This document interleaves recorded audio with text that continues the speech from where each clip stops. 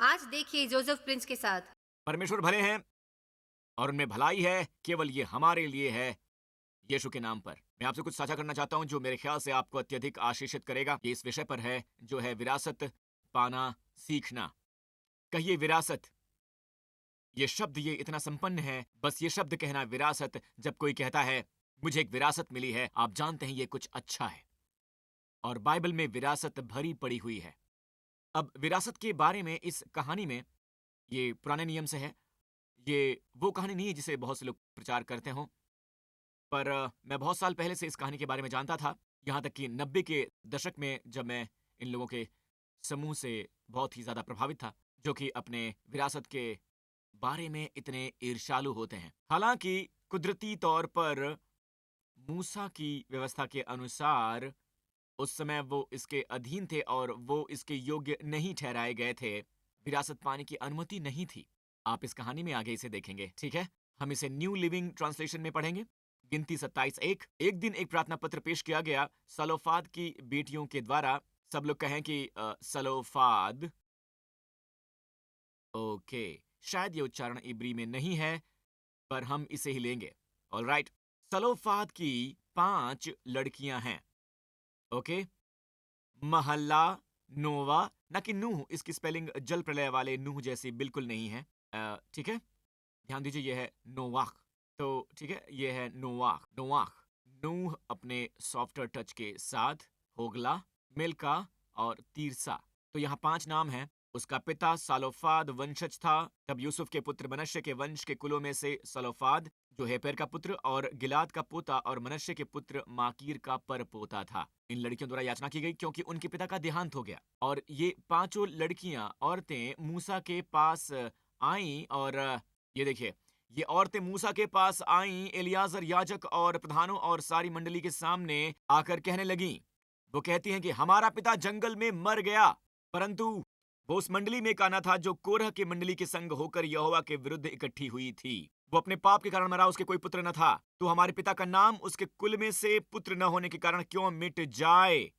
हमारे चचाओं के बीच हमें भी कुछ भूमि निज भाग करके दिया जाए। तो उन दिनों औरतें उन्हें विरासत नहीं मिला करती थी, केवल पुत्रों को ही मिला करती थीं। आमीन। औरतें पुत्रों से विवाह करती और वो उस विरासत में विवाह करती, पर उनके कोई भाई ना हो। और इस मामले में उनका कोई भाई नहीं था, केवल 5 पुत्रियां। और पिता जंगल में मर चुका था। उन्होंने मूसा के सामने यह सुनिश्चित किया कि उनका पिता कोराह विद्रोह में नहीं मरा। कोराह वो व्यक्ति था जो मूसा के खिलाफ खड़ा हुआ था। उसने कहा, तुम कौन हो जो खुद को लोगों के विरुद्ध ऊपर उठाते हो? हम सब पवित्र हैं। आमीन। तुम दोनों कौन हो? और परमेश्वर ने पृथ्वी को खोल दिया और उन सबको निगल लिया। आमीन। तो उन्होंने ये बात सुनिश्चित की कि मूसा ये बात जान ले। उनका पिता उनमें से एक नहीं है जो कोराह के पीछे गए। ओके। तो ये लड़कियां किस बात के पीछे थी? उनके जुनून को देखिए, उनके हृदय को देखिए और उनके विश्वास को देखिए। वो विरासत के पीछे थी। वो विरासत के लिए उनका कोई ढुलमुल रवैया नहीं था। उन्हें केवल और केवल विरासत चाहिए थी। आमीन। आमीन। तो उन्होंने ये कहा, उनकी ये विनती मूसा ने यहोवा को सुनाई क्योंकि ये एक नया मामला है। जी हाँ, ये एक नया मामला है। प्रभु की स्तुति हो। और हमें सीख रहे हैं कि विश्वास ग्रहण करता है, विश्वास विरासत पाता है। और इन लड़कियों की सरल और निडर विश्वास को देखिए। वो चाहती हैं जो परमेश्वर ने दिया हुआ है। वो कुछ और नहीं चाहती हैं। जो परमेश्वर ने दिया है वो चाहती हैं। इस मामले में यह है प्रदेश हमारे लिए। यह वहां विस्तार से दिया गया है। इफिसियों के अध्याय 1 में लिखा हुआ है। आमीन। यह तथ्य कि हम मसीह में हैं, हम पवित्र हैं, हम निर्दोष हैं, इसे ग्रहण करो। हमें पापों की क्षमा है उसके अनुग्रह के संपन्नता के अनुसार। आमीन। यह हमारा प्रतिज्ञा का प्रदेश है। हालेलुया। न केवल ये, उसके कोड़े खाने से हम चंगे हुए। आमीन। तो शारीरिक रूप से हम स्वस्थ रह सकते हैं। हम उसकी विरासत पा सकते हैं जो मसीह ने किया है। अब बताता हूं निडर विश्वास के बारे में। सरल और निडर विश्वास को निश्चय ही फल मिलता है। आप इसे लिख लीजिए, पूरी गारंटी के साथ फल मिलता है। प्रभु इससे प्रेम करते हैं, पता है क्यों? क्योंकि यह परमेश्वर को महिमा मंडित करता है। सरल विश्वास, निडर विश्वास परमेश्वर को महिमा मंडित करता है और वो उसका सम्मान करते हैं। तो मूसा इस मामले को प्रभु के सामने लाया और यह पूरा ही नया मामला है। परमेश्वर को यह पसंद है। प्रभु का यह जवाब है। यहोवा ने मूसा से कहा, सालोफाद की बेटियां बिल्कुल ठीक कहती हैं। बिल्कुल ठीक। न्यू किंग जेम्स कहता है कि वो सही कहती हैं। ये नेक शब्द है। वो शब्द जो सीधे स्वर्ग को जाते हैं, सिंहासन तक, सिंहासन तक, इज़राइल के परमेश्वर के हृदय तक। परमेश्वर को ये पसंद है। उन्हें पसंद है निडर और सरल विश्वास। और इन स्त्रियों में ये सब था। और नीचे आइए। और प्रभु ने कहा कि ये इजरायलियों से ये कह रहे हैं कि वो अभी भी बात कर रहे हैं। ध्यान दीजिए, यदि कोई मनुष्य निपुत्र मर जाए तो उसका भाग उसकी बेटी के हाथ सौंपना। अब वो कहते हैं अगर उसकी बेटी भी ना हो तो उसका भाग उसके भाइयों को देना। अगर भाई भी ना हो तो उसके भाग को चाचाओं को दे देना। आमीन। अगर उसके चाचा भी ना हो तो उसके कुल में से उसका जो कुटुंबी सबसे समीप हो उसको उसके भाग को देना। ऑलराइट, कि वो उसका अधिकारी हो।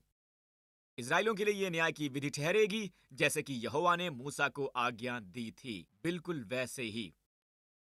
वैसे यह उन कानूनों की सबसे पहली शुरुआत है जो कि हमारे बीच आज है। औरतों को अधिकार देने की बात, पति की जायदाद में हिस्सा, या जब पति मर जाता है या फिर पिता की जायदाद, चाहे कि पिता का कोई पुत्र हो या ना हो। धन्यवाद दीजिए सालोफात की बेटियों को। मुझे अच्छी आमीन मिल सकती है। यदि वो ना होती, क्या होता जब वो आगे ना आती? क्या होता अगर वो सरल और निडर विश्वास प्रदर्शित ना करती, या उनमें अपना भाग पाने का जुनून ना होता? उसके बाद इजराइल की सभी पुत्रियां इस तरह की स्थिति में होती तो उनसे उनकी विरासत को भी चुरा लिया जाता। आमीन।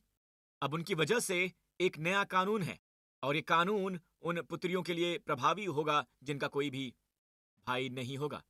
आमीन। पिता से विरासत पाने के लिए। तो मैं परमेश्वर का धन्यवाद करता हूं कि निडर विश्वास के ऐसे नतीजे होते हैं जो आगे नहीं आते। ऐसे नतीजे। अब मैंने ये कहानी बिना किसी वजह के बतानी शुरू नहीं की थी, ठीक है? क्या आपको याद है इज़राइल के राजा सुलेमान के बाद से सुलेमान का बेटा रिहोबाम का ये रिहोबाम, उसने एक बहुत ही बड़ी गलती की। उसके पास हेसेड बुद्धिमत्ता नहीं थी जैसे उसके पिता के पास थी। उसने अपने नौजवानों की सलाह सुनी थी। उन्होंने बताया कि शक्ति से पेश आओ, शक्ति से बोलना पड़ेगा भाई। पर बड़े उम्र के सलाहकारों ने उसे बताया, रिहोबोम से कहा, पर ये बड़ी उम्र वाले सलाहकार सुलेमान के हेसेड बुद्धिमत्ता के काफी करीब थे। ठीक है, ये वो थे जो सुलेमान की बुद्धिमत्ता की बात को सुना करते थे। और फिर भी पुत्र, एक तरह से उसने नए सलाहकार ढूंढ लिए जो कि काफी ज्यादा नए थे। और उन्होंने कहा कि तुम्हें सख्ती से पेश आना चाहिए। बूढ़ों ने कहा कि आराम से पेश आओ, लोगों से दयालुता से बात करो, ठीक है, उनसे संबंध रखो, सरलता से, प्रेम से, दया से पेश आओ। ये काफी सरल लगता है ना? है ना?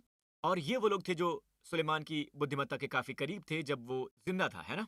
आमीन। तो मैं आपको ये बताना चाहता हूं, बुद्धिमत्ता बहुत ही महत्वपूर्ण है, ये बहुत ही इंपॉर्टेंट है। खैर, रिहोबोम ने नौजवान आदमियों की सलाह सुनी। उन्होंने कहा कि तुम लोगों की सुनो मत, हम अपना नया राज्य शुरू करेंगे। तो वो दो भागों में विभाजित हो गए। अब ये देखते हैं, इज़राइल का राज्य और यहूदा का राज्य। तो यहूदा छोटा है। 10 गोत्रों ने इज़राइल के उत्तर में अपना राज्य बनाया। उनकी अपनी राजधानी थी। और फिर वो सुलेमान और दाऊद के प्रति वफादार थे। सुलेमान के पुत्र के प्रति भी थे। और वो थे बिन्यामिन और यहूदा। ओके, तो हमारे पास दो राज्य हैं, इज़राइल का राज्य और यहूदा का राज्य। तो जब आप एक राजाओं में अपनी बाइबल पढ़ते हैं और इतिहास और वो सब, तो कहानी अक्सर है इज़राइल के राजाओं के बारे में जो अक्सर दुष्ट होते हैं, उत्तरी राजा जो अक्सर दुष्ट होते थे। आमीन, आमीन। या यहूदा के राजा। अब यहूदा उनमें से ज्यादातर अच्छे राजा थे, राजा जो अपने पिता दाऊद की राहों पर चला। आमीन। पर वहां भी अपवाद हैं, कुछ राजा यहूदा में भी दुष्ट थे। और अंत में उनमें से एक बाबुल के राजा नबुकदनेस्सर के सामने आया कि पूरे इज़राइल को 70 साल की कैद में ले जाए। और अंत में जब हथौड़ा पड़ा, यानी परमेश्वर का न्याय, परमेश्वर ने उन्हें बार बार बताया था, परमेश्वर ने भविष्यवक्ता भेजे, यहाँ तक कि रोते रोते भविष्यवक्ता यिर्मयाह ने उन्हें आगाह किया था। अंत में यहोकिम के शासन में, यहोकिम, जी हाँ कहिए यहोकिम, वो इतना कमजोर और इतना दुष्ट था कि परमेश्वर ने कहा, हालांकि तुम मेरी उंगली पर मुद्रा की अंगूठी हो, मैं तुम्हें बाहर फेंकने वाला हूं। और यही हुआ, तुम मर जाओगे, तुम अफसोसजनक मौत मरोगे। अफसोसजनक मौत, तुम्हारा दफन गधे के दफनाने जैसा होगा। और सचमुच जब वो मरा, उसका शव खुला छोड़ दिया गया सर्दी में सड़ने के लिए। ऑलराइट, वो है यहोकिम। अपने पिता के साथ नहीं दफनाया गया। वो एक बहुत ही दुष्ट राजा था। अब उसका एक बेटा है जिसने कार्यभार संभाला, वो भी एक दुष्ट राजा था। उसका नाम था यकोनिया। कहिए यकोनिया। ठीक है, यकोनिया अपने पिता की ही तरह दुष्ट था। यही उसके साथ हुआ। अब इस समय तक वो यहूदा का अंतिम राजा था। यहाँ इसे समझाना चाहूंगा क्योंकि मैं जानता हूं कि विद्वान इसे देख रहे हैं वगैरह वगैरह। आप कहेंगे यहूदा का अंतिम राजा है यह देखिया। हाँ और नहीं भी। अंतिम राजा दरअसल था यकोनिया। जी हाँ, यकोनिया। ठीक है, यकोनिया। पर हुआ यह था कि बेबीलोन का राजा नबूकदनेस्सर आया बेबीलोन के अंदर और उसे कैदी बनाकर बेबीलोन ले गया और अपनी पसंद का राजा वहां पर बैठाना चाहता था। कठपुतली राजा अगर आप कहें तो। इसलिए उसने यकोनिया का चाचा यहोकिम का भाई, उसका नाम था यदेकिया। जी हाँ, यदेकिया। ऑलराइट, उस प्रदेश की देखभाल करने के लिए। दूसरे शब्दों में वो एक कठपुतली राजा है। जो वो कहता वो करता था। आमीन। उसने उसे वहां पर बिठा दिया ताकि वो इजराइल के राज्य के राजकाज का प्रबंधन कर सके और असली राजा यकोनिया को कैद करके बेबीलोन ले जाया गया। ठीक है, तो असल में वही अंतिम राजा है। क्या आप मेरी बात समझ पा रहे हैं? अब अपने शासनकाल में यकोनिया बहुत ही दुष्ट था। उसका पिता यहोकिम भी बहुत दुष्ट था। इसलिए परमेश्वर ने एक श्राप उन पर घोषित किया। उन्हें श्राप घोषित किया और ये जो परमेश्वर ने कहा भविष्यवक्ता यिर्मयाह के जरिए, हे पृथ्वी यहोवा का वचन सुन। आप इसे कभी दोहराया हुआ कभी नहीं पाएंगे। केवल इस विशेष श्राप में ही है ये, हे पृथ्वी हे पृथ्वी हे पृथ्वी। यहोवा यूं कहता है, यिर्मयाह 22:30, इस पुरुष को निर्वंश लिखो। उसका जीवन काल कुशल से न बीतेगा और न उसके वंश में कोई भी भाग्यवान होकर दाऊद की गद्दी पर विराजमान या यहूदियों पर प्रभुता करने वाला होगा। प्रभु कहते हैं उसका कोई भी वंशज उन्नति नहीं करेगा। अब ये शब्द निर्वंश इब्री शब्द है, नॉट नो बेन। बेन पुत्र होता है, ये शब्द बेन नहीं है, ये बिल्कुल अलग ही शब्द है। ये इस तथ्य को प्रकट नहीं कर रहा है कि उसके पास नहीं है, यकोनिया का कोई पुत्र नहीं है। उसके पास 7 पुत्र हैं, पर प्रभु कह रहे हैं कि कोई नहीं। उनका तात्पर्य निर्वंश होने से है, वो बेवारिस है। गद्दी पर बैठने को कोई नहीं है। गद्दी पर, मैं इसी पर आ रहा हूं। इसका सलोफाद की बेटियों से क्या लेना देना है, मैं इसी पर आ रहा हूं। सब्र रखिए दोस्तों। अगर आप इस पर महारत हासिल कर लेते हैं तो आप उनसे बेहतर हैं जो शहर फतह करते हैं। आमीन। ऑलराइट, तो उसके वंशजों में से कोई भी उन्नति नहीं करेगा। मतलब है उसके वंशजों में से कोई भी दाऊद के सिंहासन पर बैठकर उन्नति नहीं करेगा। मतलब है कि उसके वंशजों में कोई भी सिंहासन पर बैठकर उन्नति नहीं कर पाएगा। जो पिता का सिंहासन है, जो दाऊद का सिंहासन है, क्या आप समझ पा रहे हैं मुझे? तो परमेश्वर कहते हैं कि दाऊद का जो सिंहासन है वो हमेशा के लिए है। तो दोस्तों, आप इस बात पर जरा ध्यान लगाइए कि परमेश्वर ने दाऊद से कहा कि सिंहासन हमेशा के लिए है। हम किसे जानते हैं कि जो हमेशा इस पर बैठा रहेगा? यीशु। वो दाऊद के सिंहासन पर बैठेंगे। पर पास्टर प्रिंस, वो तो पहले से ही बैठे हुए हैं ना? नहीं, प्रभु यीशु कहते हैं कि वो आएंगे और अपने सिंहासन पर बैठेंगे और वो इजराइल के 12 गोत्रों और पूरे संसार का न्याय करेंगे। धरती पर एक सिंहासन होगा, वो होगा इजराइल में दाऊद का सिंहासन। यीशु उस पर बैठेंगे। वो सिंहासन जिस पर यीशु इस वक्त बैठे हुए हैं, वो प्रकाशित वाक्य की पुस्तक में मिलता है। कहलाता है, जैसे मैं जय पाकर अपने पिता के साथ उसके सिंहासन पर बैठ गया। यीशु अपने पिता के सिंहासन पर बैठे हुए हैं, पिता के दाहिने हाथ पर। यह सिंहासन दाऊद का सिंहासन बिल्कुल नहीं है, ये पिता का सिंहासन है। पर यीशु कहते हैं कि वो आएंगे और अपने सिंहासन पर बैठेंगे एक दिन, राजा के रूप में दाऊद के सिंहासन पर। हम उस दिन का इंतजार कर रहे हैं। आमीन। चाहे आप इजराइल जाना चाहें या फिर ना जाना चाहें, आप जा रहे हैं। आप जा रहे हैं, जाकर देखेंगे राजा को। भाई, क्या आप जानते हैं कि तब से आज तक इजराइल में कोई भी राजा नहीं है। प्रभु ने उसे उसी तरह से डिजाइन किया था। पर जिस क्षण से यह श्राप दिया गया, मेरे ख्याल से नर्क के गलियारे वो सब आप उन्हें देख सकते हैं ऊपर नीचे कूदते हुए। जानते हैं क्यों? क्योंकि यीशु को यहूदा के गोत्र से आना होगा और यीशु बैठेंगे सिंहासन पर। किसके? डेविड के। इससे पहले जो भविष्यवक्ता आकर गए हैं उन सब पर एक श्राप है। उनका कोई भी वंशज सिंहासन पर नहीं बैठ पाएगा। कितने जानते हैं कि परमेश्वर की बुद्धिमत्ता में उस तरह की खुशियां मनाना अपरिपक्व है। अब हम देखते हैं। अब आप अपने बाइबलों की ओर मुड़िए। इससे पहले कि समाप्त करें, देखें मत्ती अध्याय 1, इब्राहिम की संतान, दाऊद की संतान, यीशु की वंशावली। अब इसमें लिखा होना चाहिए, ऑलराइट, ध्यान दीजिए, आदम का पुत्र। शुरुआत आदम से होनी चाहिए, पर यह आदम से शुरू नहीं हुआ है। अब 4 सुसमाचारों में 2 वंशावलियां हैं, मत्ती, मरकुस, लूका, यूहन्ना। यहां 2 वंशावलियां हैं। एक है मत्ती में, जो राजसी वंश की ओर इशारा करती है, और दूसरी है लूका में, जो इशारा करती है मनुष्यता की ओर। लूका की वंशावली जाती है आदम तक, पर मत्ती का सुसमाचार खासकर यहूदियों के लिए है। जी हाँ, यहूदियों के लिए, उन्हें ये दिखाने के लिए कि यीशु है, यीशुआ हमेशा वो मसीहा है और वो हक से राजा है। तो ये शुरू होता है दाऊद के पुत्र से। हालांकि दाऊद इब्राहिम के बाद आया, क्योंकि ये पुस्तक लिखी गई है इजराइल के सच्चे राजा का दावा स्थापित करने के लिए। ठीक है, वो दाऊद का बेटा है, अब्राहम का बेटा है। दाऊद सिंहासन है, अब्राहम भूमि है, विरासत सब वहां पर है। तो ये यीशु की ओर इशारा है। इब्राहिम से इसहाक उत्पन्न हुआ, इसहाक से याकूब, याकूब से यहूदा और उसके भाई उत्पन्न हुए, इसी तरह से। ऑलराइट, और ये आया सुलेमान तक। ओके, सुलेमान नीचे आइए। और फिर सुलेमान से रहाब और बोआब उत्पन्न हुए। आपको रहाब की कहानी याद है? बोआज और रूत से ओबैद उत्पन्न हुआ। शायद ये बाइबल में मेरी सबसे पसंदीदा किताब है। ठीक है, ये बाइबल की कहानी है। ओबैद से यिशै उत्पन्न हुआ, यिशै से दाऊद उत्पन्न हुआ, और दाऊद से सुलेमान उस स्त्री से उत्पन्न हुआ जो पहले यूरियाह की पत्नी थी। नीचे आते हैं, समय नहीं है। अब आते हैं योशियाह पर, और अब ये यहूदा के राजा हैं। योशियाह, राजा योशियाह, अच्छा राजा, राइट। और बंदी होकर बाबुल जाने के समय में योशियाह से यकुन्नाह और उसके भाई उत्पन्न हुए। तो ध्यान दीजिए, हम पाते हैं कि परमेश्वर ने एक नाम मिटा दिया, यहोकिम। ऑलराइट, परमेश्वर ने कहा भी था कि मैं उसका नाम मिटा दूंगा, मैं मुद्रा की अंगूठी फेंक दूंगा। और उसका पुत्र जो श्रापित था, उसका जिक्र है यहां एक मकसद से, यकुनिया। आपको याद है यकुनिया? इसके बारे में क्या लिखा गया है? निर्वंश, कोई भी वंशज गद्दी पर नहीं बैठेगा, पर वो यीशु मसीह के वंशावली में है। ओ, अब क्या? पर उस समय जब वो उठाकर बेबीलोन ले जाए गए तो वो अंतिम राजा थे। आप देख सकते हैं, बंदी होकर बाबुल पहुंचने के बाद यकुन्नाह से शालतिएल उत्पन्न हुआ, उसके पुत्र थे।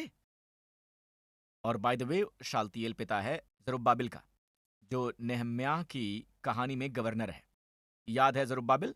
अब जरुब्बाबिल का असल में सही दावा है, ठीक है, सिंहासन के लिए, पर उसके बाद से कोई राजा नहीं थे। अब राजा नहीं रहे। क्या आप मेरे साथ हैं? तो फिर यहां से वंश आ गया कहां? यूसुफ पर, राइट। और याकूब से यूसुफ उत्पन्न हुआ जो मरियम का पति था, और मरियम से यीशु पैदा हुआ जो कहलाता है मसीह। मसीह। अब ये वंश सुलेमान से है। दोनों ही वंशावलियां मत्ती और लूका की सुलेमान से हैं। सुलेमान, सॉरी, दाऊद से, मुझे कहना चाहिए दाऊद से, दाऊद का बेटा है जिसका नाम है सुलेमान। मैं आपको उदाहरण दिखाना चाहूंगा। ये देखिए, राजा दाऊद जिसका पुत्र था सुलेमान, सुलेमान से आया यकोनिया और उन राजाओं में से जो श्रापित था। और फिर यूसुफ, जबकि यूसुफ मांस और लहू से नहीं था, यीशु रक्त पिता नहीं था। आप जानते हैं ना, हम कह सकते हैं कि वो गोद लिया पिता था, राइट। पर यूसुफ उस वंश से आया। असल में यूसुफ भी एक राजा है ना? पर वो विनम्र होकर बेतलहम में रह रहे थे, नासरत और बेतलहम में। इसकी ओर देखिए, उसका कानूनी हक है दाऊद के सिंहासन पर। यूसुफ, क्या आप मुझे समझ पा रहे हैं? फिर दाऊद की ओर आते हैं नतान के जरिए। उसका एक बेटा था जिसका नाम था नतान। कहिए नतान। अब नतान राजा नहीं बना, उसका भाई सुलेमान राजा बना। पर नतान का वंश, यदि आप लूका के सुसमाचार में नतान के वंश को देखते हैं, तो वो आता है एली तक, जो मरियम का पिता था, और एली से उत्पन्न हुई थी मरियम, यीशु की मां। तो हमारे पास है मरियम। तो मरियम हक से दावेदार है। तो दाऊद के सिंहासन के दो दावेदार हैं। क्या मैंने सही कहा? क्या मैंने सही कहा? पर यहां यह है जो बहुत दिलचस्प हो सकता है। यदि यीशु यूसुफ से विरासत पाते हैं, ध्यान दीजिए, अगर वो विरासत पाते हैं, यदि यूसुफ ने रक्त उपलब्ध कराया, हम ये सब जानते हैं, इसलिए कुमारी से जन्म की आवश्यकता हुई। यदि यीशु ने यूसुफ के रक्त की विरासत पाई होती, यूसुफ से कुमारी से जन्म न होता, तो यीशु सिंहासन पर नहीं बैठ सकते थे, क्योंकि वो वंश श्रापित है। आप समझ गए? आप समझ रहे हैं मुझे? पर सलोफाद की पुत्रियों के कारण एक कुंवारी का दावा है।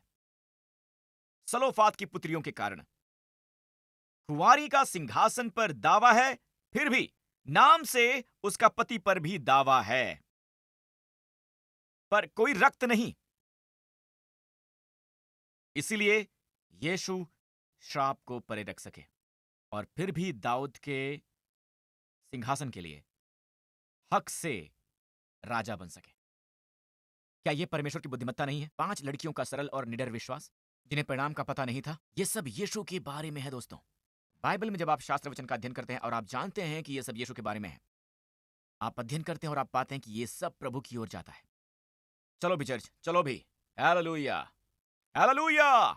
यीशु की स्तुति करो। तो आप कभी नहीं जान पाएंगे कि कब आपका विश्वास सरल और निडर है और आप परमेश्वर से मांगते हैं, प्रभु मैं जानता हूं कि मुझे एक चुनाव करना है, पर मैं इसके लिए आप पर भरोसा करूंगा। प्रभु मैं इसके लिए आप पर भरोसा करूंगा और बार बार करूंगा। आप इन बातों के लिए आप उनके पास कई बार जाते हैं, पर वो कहते हैं कि मुझे पसंद है। शत्रु की आवाज मत सुनो। एक सरल और निडर विश्वास अपने खाते से कभी परमेश्वर के बैंक से ओवरड्रॉ नहीं कर सकता है, कभी भी नहीं कर सकता है।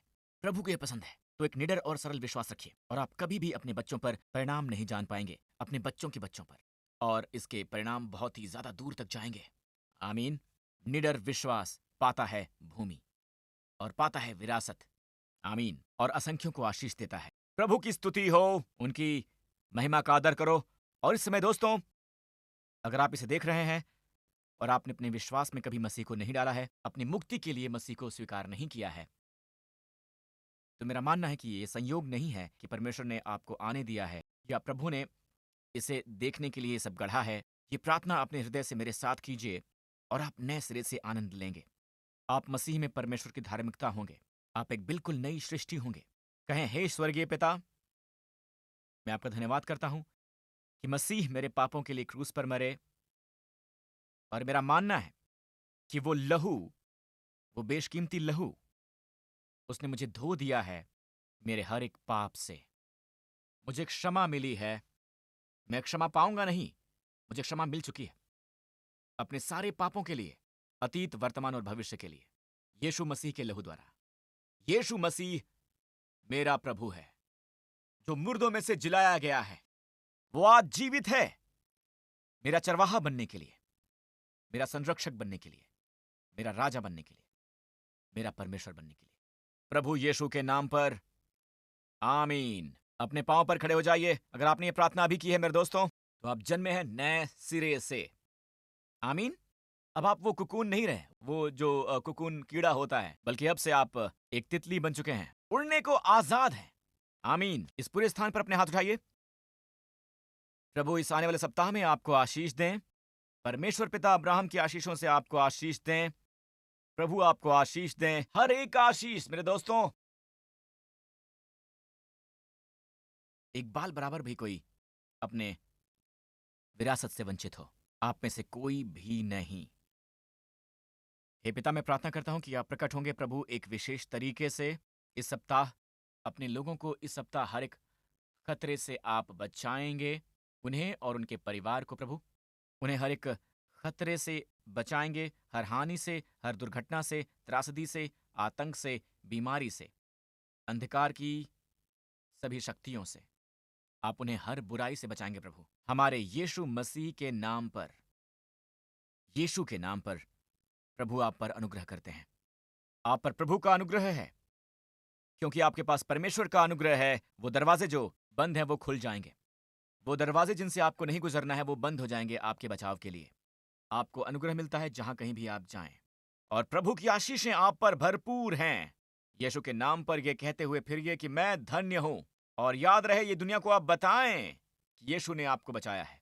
आमीन। प्रभु आपको आशीष दें। आपसे फिर मिलेंगे। मैं आपसे प्रेम करता हूं।